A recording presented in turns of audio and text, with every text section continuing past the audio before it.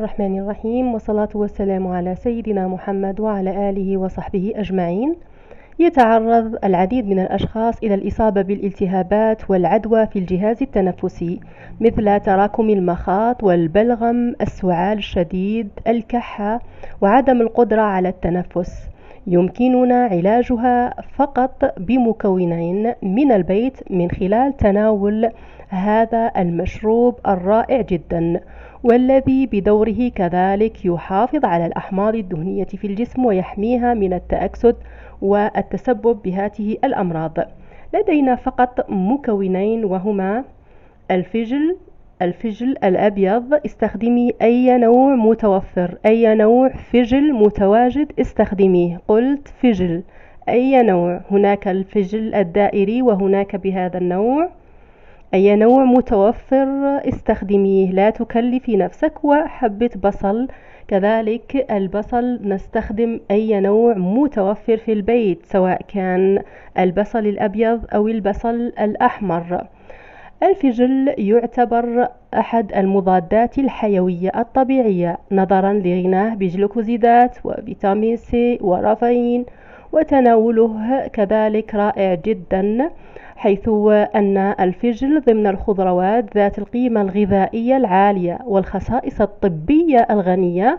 هو يفتح الشهية، يساعد على الهضم، ويحتوي على مجموعة من الفيتامينات، وكبريت مفيد للجلد والشعر، وكذلك الحديد المفيد للدم.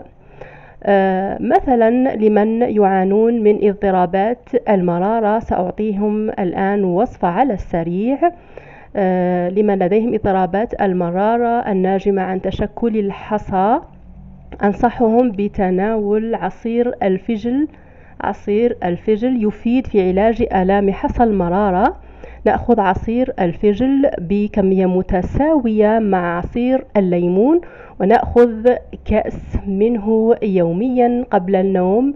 رائع جدا لعلاج حصى المرارة، وكذلك قلت يعتبر كمضاد حيوي طبيعي.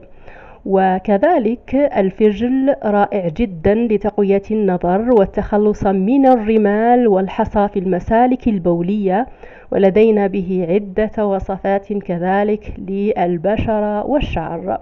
استخدامه في هذه الوصفة لعلاج حالات السعال الديكي وطرد البلغم وخشونة الصوت رائع جدا وممتاز مع البصل هنا في هذه الوصفة يعمل على تسييل المخاط الموجود بالبلعوم والرئة، كما أنه مضاد للالتهابات، مما يجعله علاج فعال عند حدوث نزلات البرد. وكذلك رائع جدا. سنعمل الوصفة مع بعض.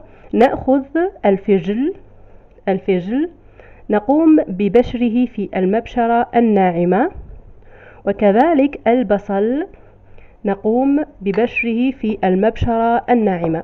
إذا كانت متوفرة عصارة الجزر نستخدم مباشرة عصارة الجزر.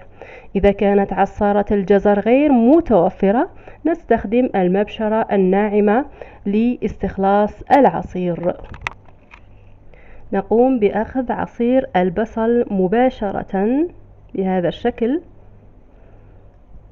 عصير البصل وسيلة فعالة جدا للمساعدة على سرعة الشفاء، حيث أنه مضاد للجراثيم والفطريات، وهو مصدر جيد لفيتامين B6 وسي وبيوتين وألياف، وكذلك للكروم وكبريت وفوسفور وبعض الزيوت الطيارة، حيث يساهم في علاج الربو ونزلات البرد، وكذلك السل والأرق والالتهاب الرئوي، وكذلك لخفض ضغط الدم والتهابات الأعصاب، كما أنه مدير جيد للبول، وكذلك خفض نسبة السكر في الدم.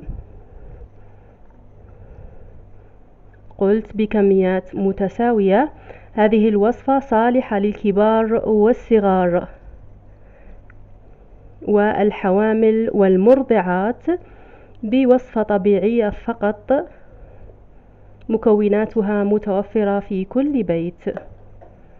نأخذ العصير فقط ونضعه في برطمان.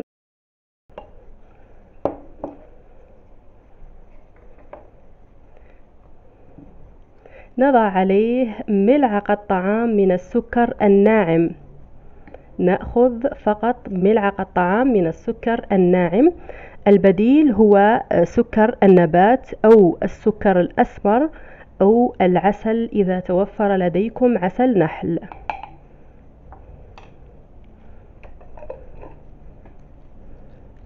نقوم برج المكونات جيدا بهذا الشكل.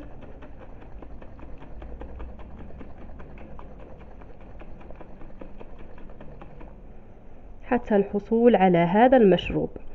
بالنسبة للأطفال الصغار ربما لا يرغبون في أخذ هذه الوصفة لتواجد البصل والفجل طبعا به رائحة. نضاعف كمية السكر إلى ملعقة طعام أخرى بالنسبة قلت للأطفال. بالنسبة لمن لديهم مرض السكري يتخلوا تماما عن وجود السكر في هذه الوصفة.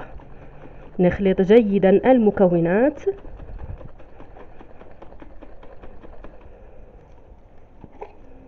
نتحصل على هذا المشروب الرائع. طريقة استخدامه بالنسبة للأطفال الصغار ملعقة شاي صباحا وملعقة شاي بعد الأكل وملعقة طعام كبيرة قبل النوم.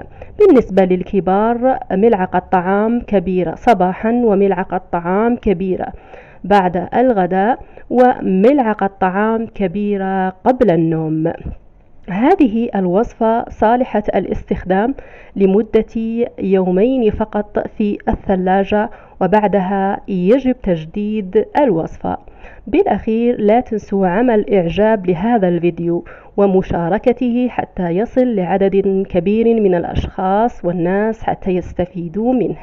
أترككم في رعاية الله وحفظه، والسلام عليكم ورحمة الله وبركاته.